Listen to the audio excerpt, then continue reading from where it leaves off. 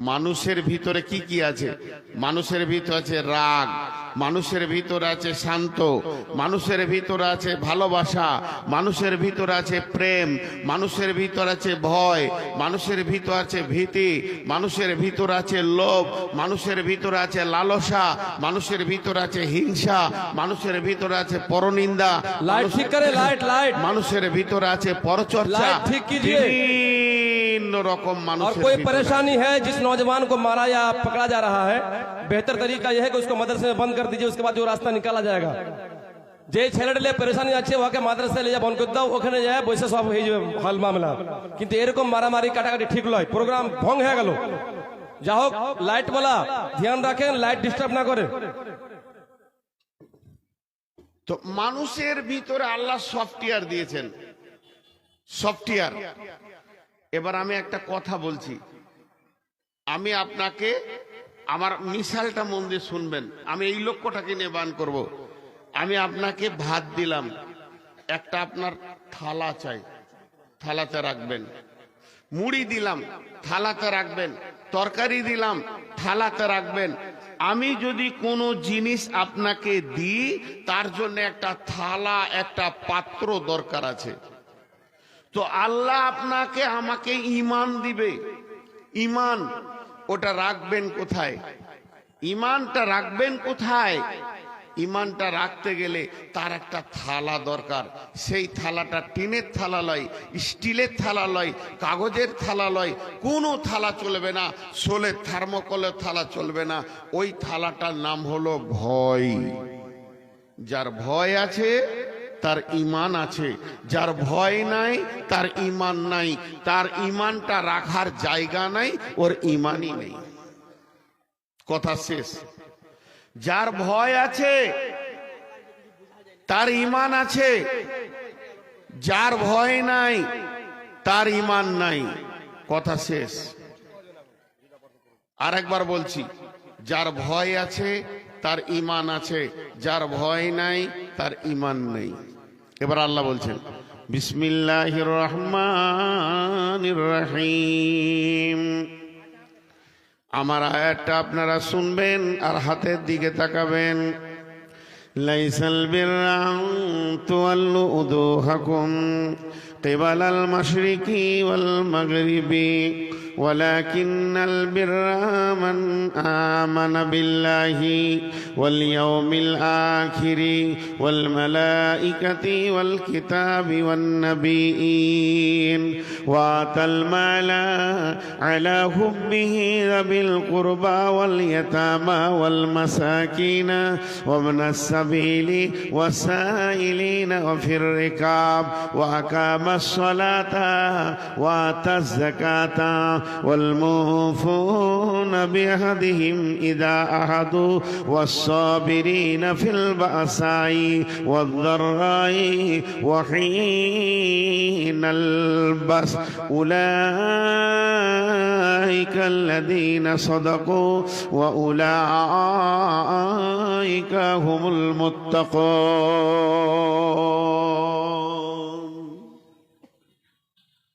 আমার একটা ছোট্ট সওয়াল, এতগুলা লোক উঠে চলে গেল, আপনারা বসে আছেন কেন?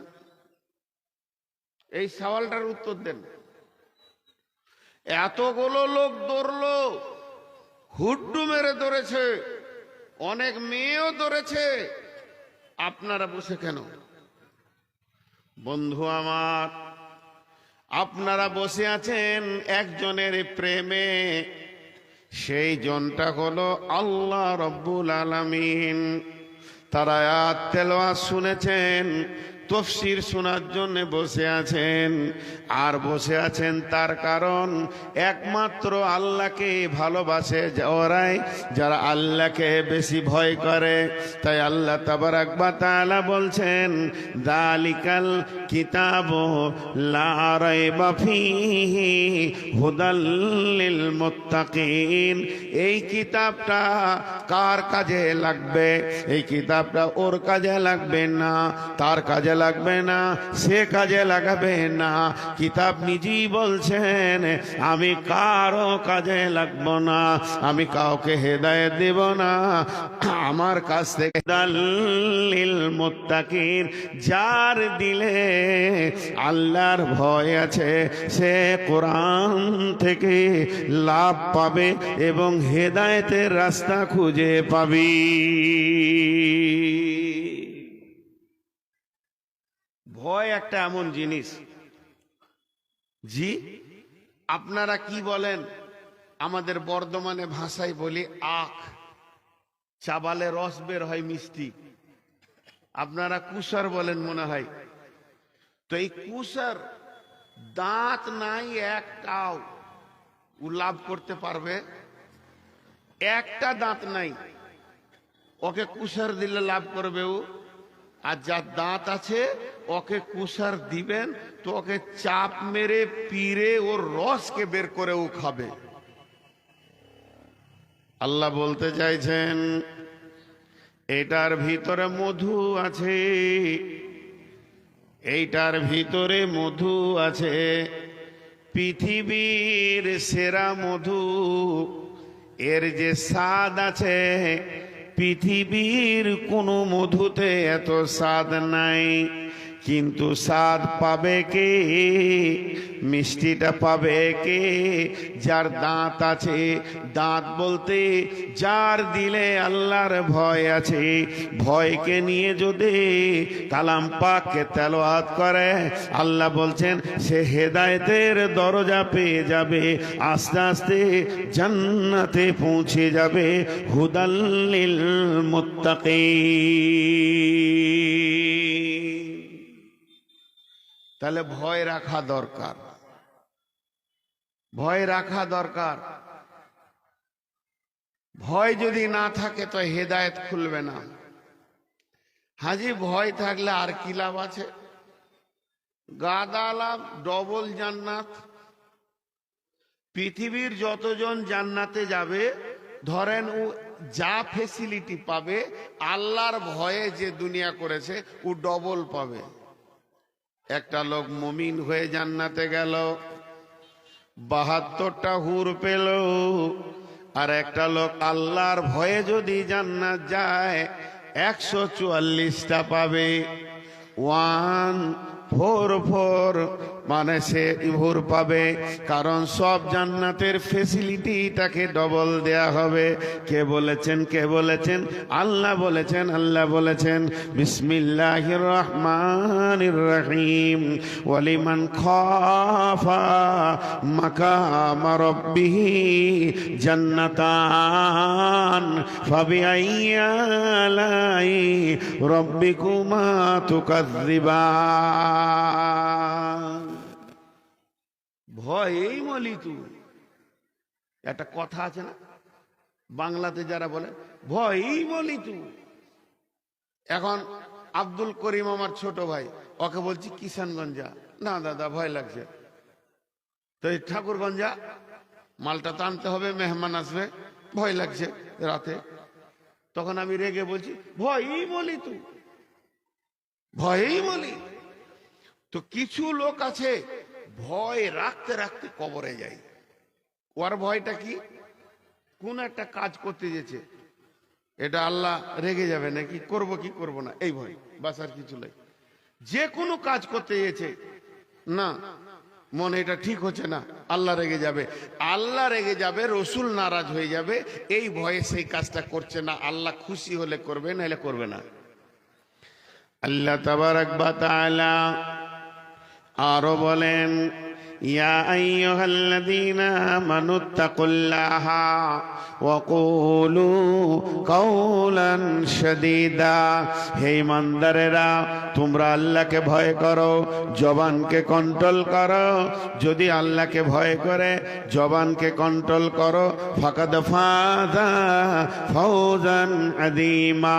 আল্লাহ সূরা নাবাতে বলেন ইন্নালিল মুত্তাকিনা মাফাজা। নিশ্চয়ই যারা আল্লাহকে আল্লাহকে ভয় করে তারা কিয়ামতের দিন বেঁচে যাবে, সফলতা পেয়ে যাবে, কামিয়াবি হয়ে যাবে। আল্লাহর ভয় এমন জিনিস মানুষকে কামিয়াবিতে পৌঁছিয়ে দেয়। ভয়। এবার একটা ভয়ের ডেফিনিশন বলছি, একটা ভয়ের সংজ্ঞা দিচ্ছি, ভালো বাংলা মানে মিসাল দিচ্ছি, দেখাচ্ছি। এই ধরেন ছোট ছেলেও, ছোট ছেলে, আপনি ওইখানে বসে আছেন আর আমি একটা এরকম বাঁশ ধরেছি, তোকে মেরেই ফেলে দিব। এই যে মেরেই ফেলে দিব যখন বলেছি আর বাঁশটা ধরেছি, তো ওর এমন ভয় হয়েছে, ও মার দৌড় এমন হুড়মুড়িয়ে দৌড়ছে, ও লোক বলছে ভয় খেয়ে গেছে। ভয়ের সংজ্ঞা হচ্ছে দৌড় মারা। ভয়ের ডেফিনেশন হচ্ছে কি? দৌড় মারা। দৌড় মারা, দাঁড়িয়ে থাকবে না, যে ভয় খেয়ে যাবে দৌড়বে। এখানে দুটো ছেলে আছে, আমি লাঠি ধরেছি, তোকে মেরেই ফেলে দিব আজকে, মারলো দৌড়। আমার মনে আছে যখন মাদ্রাসায় পড়তাম ইসলামপুরে, আমরা সে বছর বুখারি পড়ছি, বড় ছেলে হয়ে গেছি, মাদ্রাসার সব থেকে সিনিয়র, কিন্তু প্রতি বৃহস্পতিবার হলে ছুটি নেওয়ার জন্য লাইন পড়তো বাচ্চাগুলোর ছুটি কে দিবে? হেড মাওলানা। ওদের ভাগ করা ছিল, আর বাকি যে যার কাছে হিফজ করছে তার কাছে ছুটি নেবে। আর দার্সে নিজামিতে ক্লাসে যারা পড়ছে সেকেন্ড মাওলানার কাছে ছুটি নেবে। আর মাসুম গুলো, ছোট ছোট যাদের হুঁশ টুস হয়নি, একবারে বেহুশ গুলো হেড মাওলানার কাছে। হেড মাওলানা এখন ফিল্ড টাইম রাজমিস্ত্রিকে কাজ দেখাচ্ছে, আর উনি যেখানে বসে থাকেন ওইখানে লাইন দিয়েছে ছোট ছেলেগুলা। বৃহস্পতিবার যে ঘন্টা পড়েছে ওরা লাইন দিয়ে দিয়েছে যে মাওলানা আসবে, ছুটি নিব। তা 18-20টা দাঁড়িয়ে আছে লাইনে, আরো বেশি হবে 20-30টা। হেড মাওলানা দূরে থেকে দেখেছে ওরা দাঁড়িয়ে আছে, এখানে আজ যে বৃহস্পতিবার, বলছো যেতে যেতে রাস্তায় একটা, ওখানে যাচ্ছে ছুটি দেওয়ার জন্য, যেতে যেতে ফিল্ডে একটা বাঁশ পড়েছিল, এরা মোটা মাছটা ধরেছে, আর বলছে তোদেরকে মেরেই ফেলে দেবো আজকে, ছুটি কারো হবে না। কে কোন দিকে মেরে দিলে? তোর ফাঁকা ময়দান আর নেই। তো ভয়ের ডেফিনেশন হচ্ছে পালাবে। এবার হযরত আলী কি বলছে দেখেন। হযরত আলী বলছে, বন্ধু তুমি ভীতু না তুমি ভয় করো না, তুমি করো না, তোমাকে দেখলে বোঝা যাবে। তুমি যখন পালাবে তখন তুমি ভীতু, আর তুমি যদি না পালাও একদম শিরবীর হয়ে দাঁড়িয়ে থাকো, তোমার ভয় নাই।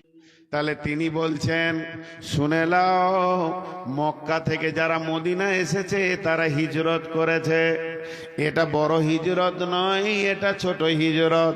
বিহার থেকে কেউ যদি বর্ধমান হিজরত, ভারত থেকে কেউ আমেরিকা চলে যাবে, এটাও ছোট হিজরত। এগুলো বড় হিজরত নয়। সব থেকে বড় হিজরত হচ্ছে দুইটি দেশের নাম বলছি আপনাদেরকে। যদি কারো ভয় থাকে, ওই দেশের বাসাকে ভেঙে ফেলে দিয়ে লাত মেরে ওই দেশে যে চলে যাবে। এই দেশ থেকে আরেক দেশে যখন চলে যাবে তখন বুঝে নিতে হবে মানুষটার ভিতরে ভয় আছে।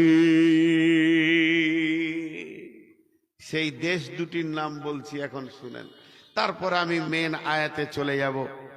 দেশ দুটার নাম শুনলে আপনি খুশি হয়ে যাবেন। মানুষ বাপকে দেখে ভয় খায়, আব্বাকে দেখে ভয় লাগে না? লাগে না? একবার হালকা করে মুখ খুলেন, আব্বাকে দেখে মানুষ ভয় খায় কি খায় না? একবার মুখ খুলেন হালকা করে, মানুষ আব্বাকে দেখে ভয় খায়। তা বাপকে দেখে ভয় খায়, আর কাকে দেখে ভয় খায়? বাঘকে দেখে ভয় খায়। একটা বাপকে ভয় খায় আর একটা বাঘকে ভয় খায়।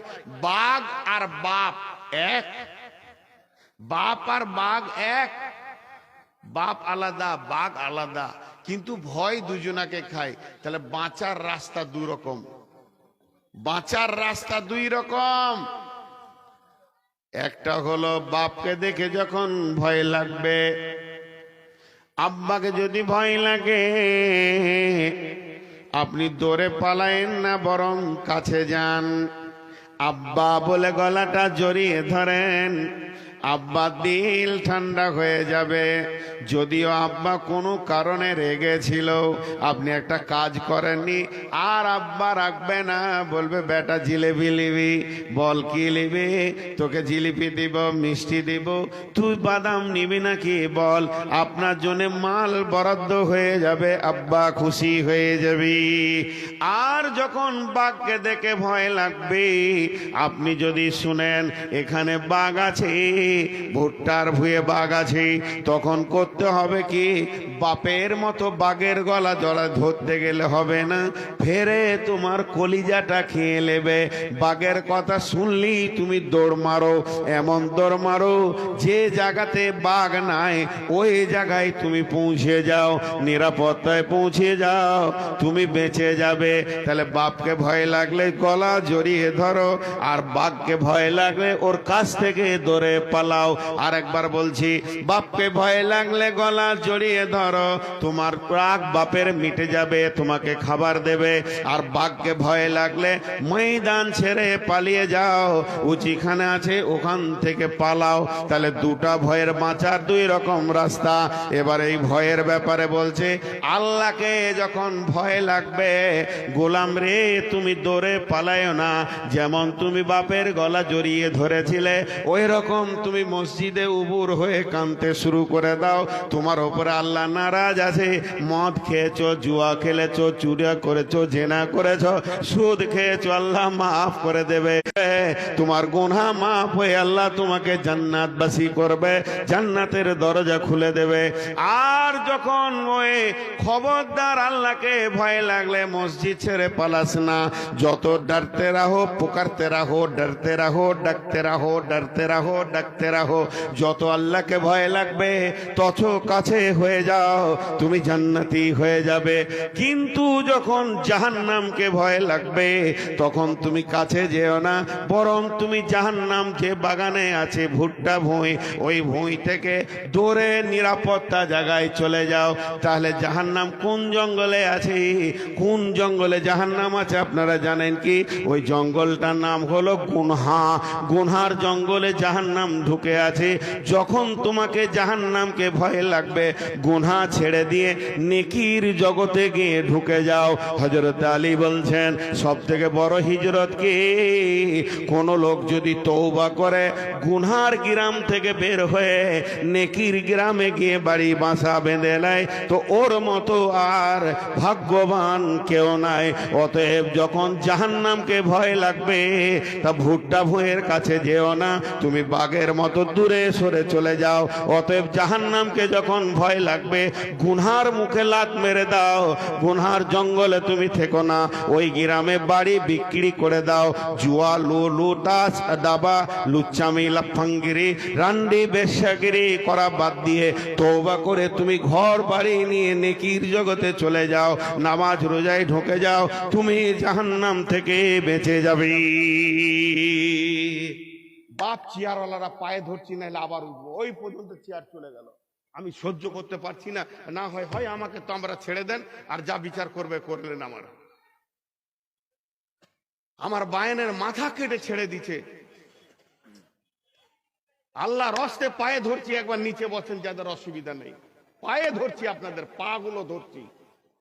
সাজদা তো আল্লাহকে ছাড়া কাউকে করব না। আপনি চেয়ারে বসবেন, আপনি অসুস্থ ব্যক্তি, এদিকে চলে আসেন। জোয়ান জোয়ান ব্যক্তি এসে চেয়ার লিচ্ছে, আল্লাহদের পাছা মানে হাড়কে বেঁকিয়ে দাও, জীবনে যেন চেয়ার ছাড়া না চলে। এরা সব কটাকে হসপিটালে শুইয়ে দাও। তো ভয়ের দুটো ডেফিনেশন দিলাম, বুঝতে পেরেছেন? বাঘকে ভয় লাগলে ওর গলা ধরতে যেও না, বাঘকে ভয় লাগলে গলাটা জড়িয়ে ধরো, আল্লাহকে ভয় লাগলে মসজিদ ঢুকে যাও, আর জাহান্নামকে ভয় লাগলে গুনাহর মুখে লাত মেরে পালাও। তাহলে ভয় ভীতুকে কার দিলে ভয় আছে? বলছে যে দুনিয়াতে 10 খানা আমল করছে, জানতে হবে যে আল্লাহকে ভয় করে। এই আমার চেয়ারটা লে, এটা লে যা, এটা লে, আয় আয়, এইটা লে, এইটা লে, তোদের কপালে ঝাঁটা মারি, আয়। পাছাতে শালা বাঁদরের হাড় আছে নাকি?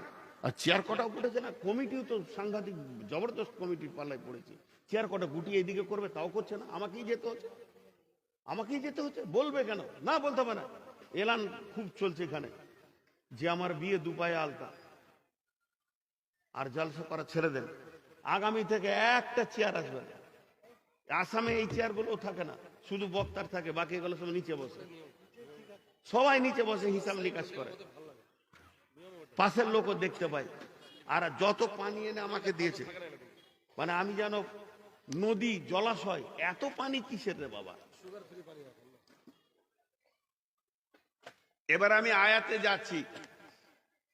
আয়াতে যাওয়ার আগে আর একবার বাপজি আমার, বেটা আমার, যারা ছেলে মানুষ তাদেরকে বেটা বললাম, যারা বয়সে বড় তারা আমার বাপজি, একটু ধৈর্য ধরেন। এই আয়াতটা আমাকে তফসির করতে দেন। আয়াতটা শুনলে আপনি ভাববেন যে আজকে আমি এই গ্রামটার নাম ভুলে গেছি, ফাররা বাড়িতে গিয়ে কিছু এনেছি। লোক জিলাপি নিয়ে বাড়ি যাচ্ছে, আপনি এই আয়াতটা নিয়ে বাড়ি যান, সারা রাত চিন্তা করবেন, দেখবেন একটা জায়গা খুঁজে পেয়েছেন। ভিতুরা কেমন হবে? আল্লাহ বলছেন ওদের 10টা গুণ থাকবে, ওরা দুনিয়াতে 10টা কাজ করবে। সেই 10টা আয়াত আমি পড়ে নিয়েছি। আয়াতটা আরেকবার শর্টে পড়ছি। বিসমিল্লাহির রহমানির রহিম।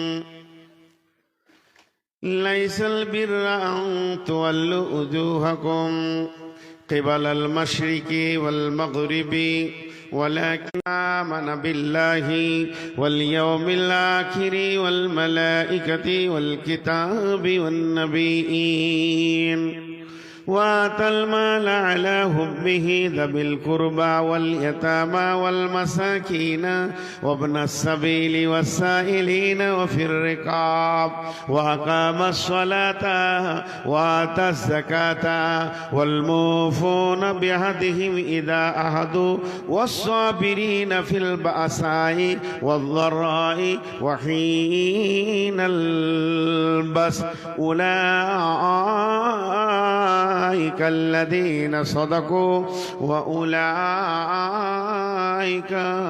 هم المتقون।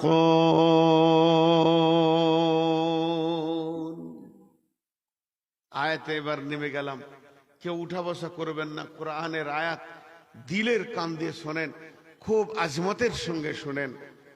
জি, আজমতের সঙ্গে শোনেন। আল্লাহ বলছেন, একটা ভূমিকা দিচ্ছেন আল্লাহ নিজে, এটা আমি গোপন করতে পারি না। বলছে পশ্চিমে খালি আর পূর্বে সাজদা করার নাম ইমানদারি নয়। পশ্চিমে সাজদা করে দিলাম আর পূব দিকে সাজদা করে দিলাম, এটা ইমানদারির কথা নয়। তা পশ্চিমে সাজদা করা মানে নামাজ পড়া, তা পূর্বে সাজদা করা মানে কি? ওটার মানেও নামাজ পড়া। কারণ আমরা পশ্চিম দিকে সাজদা করি, কাবার পশ্চিমে যারা আছে তারা কোন দিকে করবে? পূব মুখে করবে। উত্তরে যারা আছে দক্ষিণ মুখে করবে, দক্ষিণে যারা আছে তারা উত্তর মুখে করবে। তো কোরআন তো সারা দুনিয়ার জন্য নাজিল হবে, শুধু আমাদের বিহার আর বাঙালের জন্য নয়। এই জন্য আল্লাহ সবটা দিক বলে দিয়েছে। তুমি যে দিক থেকেই সাজদা করো, আল্লাহকে প্রমাণ করে দিলে যে আমি বড় পরেজগার, এটা পরেজগারি চিহ্ন নয়। নামাজের বিরুদ্ধে, নামাজের নেগেটিভে 4টা দলিল আপনাদেরকে দিচ্ছি। এইটা একটা, সাজদা করার নাম শুধু ইমানদারি নয়। আরে এগুলো কেন আসছে? কেন যাও যা, সব জান্নাতে চলে গেছে। এটা কি দিয়েছিল? কেউ বাদ নেই, তোর গোটা বংশ জান্নাতে পৌঁছে গেছে। দেখেন কত সুন্দর কথা বলছে। শুধু সাজদা করার নাম ইমানদারি নয়। শুধু সাজদা করে দিলে নিজেকে ইমানদার ভাবিও না। ওটাই যদি হতো, রসুলের জামানায় মুনাফিকরা 5 ওয়াক্ত নামাজ দূরের কথা তাহাজ্জুদ পড়েছে, তারাও জান্নাতে চলে যেত। শুধু নামাজ পড়লে হবে না। উবাই ইবনে খালফ, আব্দুল্লাহ ইবনে উবাই ইবনে সুলুল, উতবা, উতাইবা, সাইবা, যেগুলো বড় বড় মুনাফিক ছিল, যাদের জন্য কোরআনের আয়াত নাজিল হয়েছে, আল্লাহ কসিম কালো মাফ করবে না। নবীজি জানাজা পড়তে গেছে, তাও কবুল হয়নি। ওই রকম মুনাফিকদের নামাজ 5 ওয়াক্তের দূরের কথা তাহাজ্জুদ পড়েছে তারা, তারপরেও তাদের নামাজ কবুল হয়নি। আপনাদের এলাকায় দেখবেন গ্রামের মধ্যে মানুষ মুখে দাঁড়িয়ে আছে, 5 ওয়াক্ত নামাজ পড়ে, ইমামের পেছনেই দাঁড়াবে, অন্য জায়গায় দাঁড়াবে না। দেখে মনে হবে বড় আল্লাহওয়ালা পরেশগার, বাইরের লোক এলে লোকটাকে ফেরেশতা ভাববে, আর ওর যা চরিত্র গোটা গাঁকে জ্বালিয়ে রেখেছে। এমন লোক আছে কিনা বলেন? দুনিয়াতে চলছে ফিরছে, তাকে দেখে মনে হচ্ছে পরেশগার। বর্ধমান থেকে কোনো যদি মৌলবি আসে, ওকেই আগে মুসাফা করবে, ও চেহারাতে মনে হবে যেন আল্লাহর ওলি। আর ইমামের বিরুদ্ধে পেছনে কথা বলে, আলেম ওলামার বিরুদ্ধে কথা বলে, গাঁওয়ালাকে জ্বালিয়ে রেখেছে, ওর প্রতি ওর বিবি ছেলে সন্তুষ্ট নাই, এমন লোক আছে। তাই আল্লাহ বলছেন শুধু নামাজের কাতারে দাঁড়িয়ে আমাকে বুঝিয়ে দিবি, এটা হতে পারে না। আপনি হাটে থেকে আসছেন, আর একটা মাটির হাঁড়িতে 3 কেজি চুন নিয়ে আসছেন, চুন। ও আবার আরেকজনকে ডাকছে, এই নিচে বস, নিচে বস, এই নিচে বস।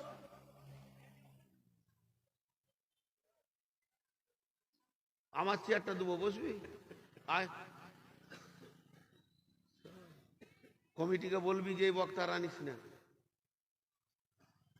তো আপনি হাটে থেকে চুন আনছেন, চুন একটা মাটির হাঁড়িতে, আর আপনার বন্ধু হাট যেছে, তো রাস্তাতে দেখা দে কি বলছি জানেন? কিরে দই কোথা পেলি? কাকে দই বলেছু? চুনকে। কেন? দেখতে একরকম, ভুলবশত দই বলে দিয়েছে চুনকে। চুনকে ভুলবশত দই বলেছে। এটা হতে পারে কি পারে না? জোরে বলেন। কিন্তু আলকাতরাকে কেউ দই বলবে? বলবে না। তো শুনে নেন, মসজিদের ভিতরে যতগুলো মুসল্লি আছে, ওই মুসল্লিগুলো ইমানদার নয়। উদাহরণটা ভালো করে শুনেন। চুনকে দই বলবে, আলকাতরাকে কেউ দই বলবে না। সব মুসাল্লি ইমানদার নয়, সব মুসাল্লি ইমানদার নয়, কিন্তু সব ইমানদার মুসাল্লি। কথাটা বুঝাতে পারলাম? সব সাদা দুধ নয়। পৃথিবীতে যত সাদা আছে সব দুধ? বলেন, পৃথিবীতে যত সাদা জিনিস আছে সব দুধ? সব সাদা দুধ নয়, কিন্তু সব দুধ সাদা, এখানে কোনো কথা নাই। তেমনি মসজিদে 2000 ঢুকেছে, 2000 ইমানদার নয়, কিন্তু সব ইমানদার ঢুকেছে। ইমানদাররা সবাই ঢুকেছে, কিন্তু বেঈমানও ঢুকে আছে। আল্লাহ এটাই বললেন প্রথমে, বলছি যদি তোমাকে একমাত্র মুত্তাকি হতে হয়, ওয়ালাকিন্নাল বিররা, প্রথম নম্বরে মান আমানা বিল্লাহ, আল্লাহর উপরে ঈমান আনতে হবে। প্রথম নম্বর। 10টা গোনাবো আপনাদেরকে, ধৈর্য ধরেন। 10কে যদি 2 দিয়ে ভাগ করা যায়, ভাগে কতগুলো পড়বে? ভাগে কত পড়বে? 10কে যদি 2 ভাগ করা হয়, এক একটা ভাগে কত পড়বে? 5। তা 5টা ঈমান আর 5টা আমলের কথা হবে। 5টা ঈমান, 5টা আমল। প্রথমেই আল্লাহর উপরে বিশ্বাস। আল্লাহর উপরে আমাদের বিশ্বাস আছে। আল্লাহ কোথায় আছে? আর রহমান আরশুস ইস্তাওয়া, আল্লাহ আরশে আছেন। কিন্তু আল্লাহর ইলমে এত মজবুত, আল্লাহ আরশ থেকে সারা পৃথিবীকে পর্যবেক্ষণ করছে। আল্লাহ আরশ থেকে দেখছেন এখন আপনাদের এখানে জালসা চলছে, আমি কোন বিষয়ে বয়ান করছি এটাও আল্লাহ দেখছেন। শুধু তাই নয়, আল্লাহ আরশ থেকে দেখছেন স্টেজে কজন বসে আছে, বামে কজন বসে আছে, ডানে কজন বসে আছে, চেয়ারে নিচে কজন বসে আছে, এদের মধ্য থেকে কে রোগা আছে কে নাই, এদের মধ্যে কে কে সুস্থ আছে কে সুস্থ নাই, কে যেন দিল দিয়ে শুনছে, কেউ শুধু কানে শুনছে, আর বাকি যত মেলাতে ঘুরছে আর হই হুল্লোড় করছে, আল্লাহ ফেরেশতাকে বলছে ফের তোমরা রিপোর্ট লেখো, মা ইয়ালফিযু মিন কাউলিন ইল্লা লাদাইহি রাকিবুন আতীদ। প্রতি সেকেন্ডে আল্লাহর কলম চলছে কে জালসাতে কি করেছে। কিয়ামতের দিন যখন আজকের দিনটাকে তুলে ধরা হবে 27 তারিখে নভেম্বরে 2025 সালে গত রাত্রিতে, আর তোরা জালসার ময়দানে গিয়ে কি করেছিলি বল? জালসা শুনেছিলাম, আল্লাহ রিপোর্ট বলবে জিলাপি খেয়েছিলি, হই হল্লার করে জালসাকে বরবাদ করেছিলি। আমার মাত্র 25টা গোলাম বসেছিল, তাদেরকে কেউ কোরআনের মহব্বত থেকে সরাতে পারেনি, এটা আমার রিপোর্টে চলে এসেছে। আমি তাদেরকে ভালোবাসি, সে আমাকে ভালোবাসে, শয়তান তাদেরকে তুলতে পারেনি, এ রিপোর্ট আল্লাহর কলমে চলছে।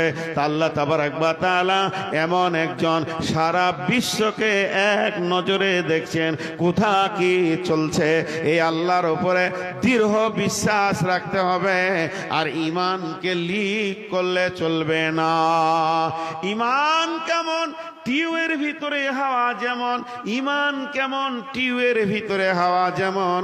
একটা নতুন টিউ নিয়েছেন, ওকে ঝেড়ে পাম্প করে দেন, হার্ড পাম্প হয়ে গেল, হাওয়াগুলো শুধু চাইবে কোন দিকে বার খবরে, একটা লিক পেলেই বেরিয়ে যাবে। মানুষের ভিতরে ঈমান ওই রকম ঢুকে থাকে, লিক পেলেই বেরিয়ে যায়। মানুষ যখন জেনা করে ঈমান হারিয়ে যায়, মানুষ যখন মদ করে ঈমান লিক দিয়ে বেরিয়ে যায়, মানুষ যখন জুয়া খেলে ঈমান ওর লিক দিয়ে বেরিয়ে যায়, মানুষ যখন তাস খেলে ঈমান ওর কাছ থেকে বেরিয়ে যায়। ঈমান এমন একটা জিনিস সব সময় শুধু একটা লিক খুঁজবে বেরিয়ে যাওয়ার জন্যে।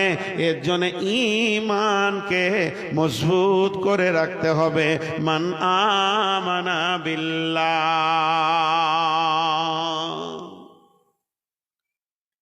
একটা ছোট্ট এক লাইনের গল্প শোনাচ্ছি, এখান থেকে জ্ঞান পেয়ে যাবেন ঈমান কি জিনিস।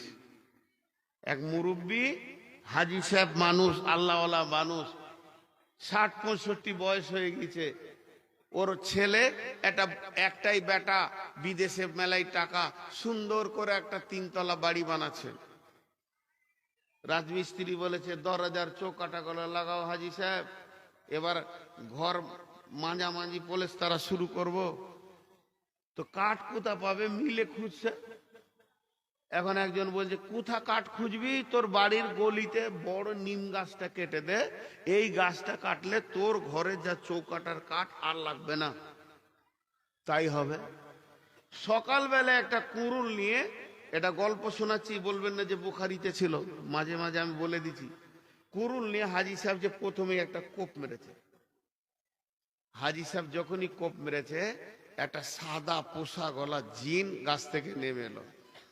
হাজী সাহেব গাছটা কেটে দেবেন না, আপনি বড় ইমানদার মানুষ, আপনার হাত দুটা ধরছি, প্রয়োজন হলে পা দুটা জড়িয়ে ধরছি। আমি একটা জিন্নাত, বহুদিন এই গাছটাতে আশ্রয় নিয়ে আছি, গাছটা কেটে দিলে আমি আশ্রয়হীন হয়ে যাব। হাজী সাহেব গাছটা কাটবেন না, বারবার বলছে। হাজী সাহেব বলছে তোর কথা শুনলে হবে, আমার জায়গাতে গাছ হয়েছে, আল্লাহ আমাকে দিয়েছে গাছ, আমার প্রয়োজন আমি কাটবো, তো তোর কথায় আমি চলবো? 2 লাখ টাকার চৌকাটা লাগবে, আমি কোথা পাবো বলতো? তোকে সুখ করতে দিতে গেলে হবে। আর এক কম মেরেছে, জিনটা পা ধরিলে পড়ে গেছে। হাজী সাহেব কাটিয়েন না, তবে আপনাকে একটা কথা বলি। কি কথা? আপনি তো তাহাজ্জুদ পড়েন, আহা কি পরেশগার লোক। রাতের 3 ভাগের 1 ভাগ জেগে থাকে, খাওয়া দাওয়া 1 ভাগ বিবিকে দেয় আর 1 ভাগ আল্লাহকে দেয়, এত ভালো মানুষ। তো আপনি যখন তাহাজ্জুদের নামাজ পড়বেন, যে ফজরের নামাজ পড়তে যাবেন, তখন মুসল্লাটা এমনি করে তুলে গুটিয়ে আলনাতে রাখবেন, তো দেখবেন মুসল্লার নিচে টাকা আছে, আমি টাকা দিয়ে দেব। হাজী সাহেব ভেবে দেখলে ভালোই, গাছ কাটো রে, মিলে নিয়ে যাও, পড়াই করো, সব ভেজাল মিটে গেল, রেডিমেড মাল নিয়ে লিব। হ্যাঁ, তাহাজ্জুদের নামাজ পড়ে মুসল্লাটা তুলছে, দেখছে 2000 টাকা। আরে সুবহানাল্লাহ, বুকে কপালে খুব ঠেকাইলে। পরের দিন দেখছে 1000, তারপরের দিনে একটা 500 টাকা, টোটাল হলো 3500। তারপরের দিনে একটা 200 টাকা নোট, তারপরের দিনে নাই আর টাকা, আর খুঁজেও পেছে না। 3 বার 4 বার ঝাড়লো, মুসল্লা ছেড়ে ডানে বামে খাটের নিচে, দেখছি কোথাও টাকা নাই। পরের দিন সকালে নাস্তা করেই কুড়োলটা নিয়ে গিয়ে গাছে কোপ মেরেছে। তখন ওই জিনটা নেমে হাতের কাপড়টা গুটিয়ে বলছে, হাজি সাহেব, আর যদি গাছে একটা কোপ মারেন তো জিন্দেগিটা শেষ করে দিব, তোকে শেষ করব, তোর বংশ বুনিয়া শেষ করব, তোর সুন্দর বেটাকে শেষ করব, পোতা গলা শেষ করব, বেটার বউকে শেষ করে দিব। আমার এত হিম্মত আছে, একটা কোপ তুলেনি, জীবিত চামড়াকে খাসি খালানো করব। হাজি সাহেব ভয়ে কোড়ালটা ফেলে দিলে, জিজ্ঞেস করছে, ভাইজিন তুমি প্রথম দিনে আমার পায়ে ধরেছো, আর আজকের দিনে তুমি আমার কাছে এত বড় হয়ে গেলে কি করে? আমাকে মারতে চাইছো কোন শক্তিতে? বলছে, আমি শুধু জিন নয়, আমার পোশাক সাদা হতে পারে, আমি একটা পাকা খবিস আছি, এখানে কোনো কাজ আমার গাছের এরিয়াতে করবি না, বংশে কাউকে বাঁচিয়ে রাখবো না, কারণ আমি একটা বড় খবিস। তবে শুনেলে, প্রথম দিনেও তোকে মারার জন্য আমি এসেছিলাম, আমি রেডি হয়ে এসেছিলাম, তোকে তুলে এমন একটা আছাড় মারবো, জিন্দেগিতে গাছের নাম নিবি না। তোকে মারার জন্য যখন রেডি হলাম, তোর ডানে আর বামে আল্লাহর ফেরেশতা দাঁড়িয়েছিল, কারণ তুই ছিলি ইমানদার। আর ফেরেশতারা ইশারা করছে, খালি গায়ে হাত দিয়ে দেখ, এটা তো আল্লাহর গোলাম, একবার হাত দিবি তোর জিন্দেগি বরবাদ করে দিব। ওই ভয়ে তোমার পায়ে ধরলাম, আর খানিক টাকার লোভ লিখিয়ে দিলাম। যখনই তুমি লোভে পড়ে গেলে, আমার 2 দিনের টাকা 3 দিনের টাকা গ্রহণ করেছো, সেই দিন থেকে তোমার ইমানে লিক হয়ে গেছে। এখন তোমার সাথে ফেরেশতা তো দূরের কথা, একটা কুত্তাও পর্যন্ত নাই, এখন তোমাকে মেরে শেষ করে দিব। মুসলমান, আল্লাহর উপরে ঈমান রাখতে গেলে লোভ লালসা থেকে দূরে থাকতে হবে। শয়তান বিভিন্ন ভাবে চক্রান্ত দেবে, এদিকে আই, এটা কর, ওটা কর, ওইভাবে ঈমানকে বের করে নিবে। তাহলে আল্লাহর উপরে ঈমান, পাক্কা ঈমান থাকতে হবে, আল্লাহকে আল্লাহর মতো করে ডাকতে হবে। বিসমিল্লাহির রহমানির রহিম। ওমা কদারুল্লাহ হাক্কা কদরিহি ওয়াল আরদু জামিয়ান কবযাতুহু ইয়াউমাল কিয়ামাতি ওয়াস সামাওয়াতু মাতবিয়াতুন বিয়ামিনিহি সুবহানাহু ওয়া তাআলা আম্মা ইউশরিকুন। কিয়ামতের দিন আল্লাহ সমস্ত জমিনকে একটা হাতে ধরবে, আর একটা কবজাতে আসমানকে ধরবে। সেই আল্লাহ এত বড়, তার কোনো শরীক নাই, এই ধরার ব্যাপারে কাউকে সাহায্য করতে হবে না, তিনি হলেন পবিত্র সত্তা। আম্মা ইউশরিকুন, শিরকের মতো জিনিস থেকে তিনি মুক্ত। সেই রবের উপরে 100% ঈমান রাখতেই হবে।